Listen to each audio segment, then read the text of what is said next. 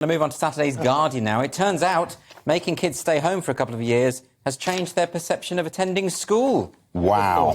Well, once again, this is, of course, yet another unforeseen consequence of lockdown manifesting itself. There is absentee rates in schools have gone up enormously and show no sign of coming down. That's surprising. You know, they've been at lockdown, they've been doing these lessons over Zoom. You would have thought that they'd be desperate to get back to school. To send them away and back to school. Well, of course, arguably the same thing's happening in the workplace. People aren't going back to work either, are they? And to some extent, this is reflecting more contemporary advice, which is that if you have a cold or flu, then you shouldn't jeopardise your workmates by going into school or work. So is it that people just spent a lot of time at home during the pandemic and suddenly thought, actually, I quite like lazing around in my pyjamas and doing quite nothing? like this. Because there have been surveys that have suggested that a significant proportion of people never want to work now. Young people, I think it was something like 1 in 10 young people saying they never wanted to work. But, of course, the hard brick wall of reality will hit them at some point, and they'll have to. But what's going on here, Nick? I mean, well, kids not going to school? They've broken school, is what's happened. I mean, lockdown was the great crime. We thought we could just turn society on and off like an old PC, but you can't.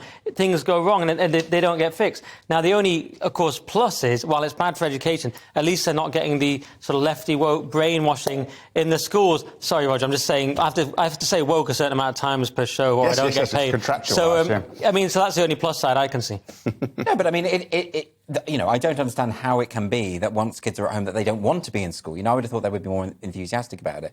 Or is this to do with homeschooling? Really? Is it to do with... Did you want to go to school? Well, no, but I wasn't at school when there was a pandemic on. And, you know, the teachers I know who taught during that lockdown, their experience was that the kids hated it.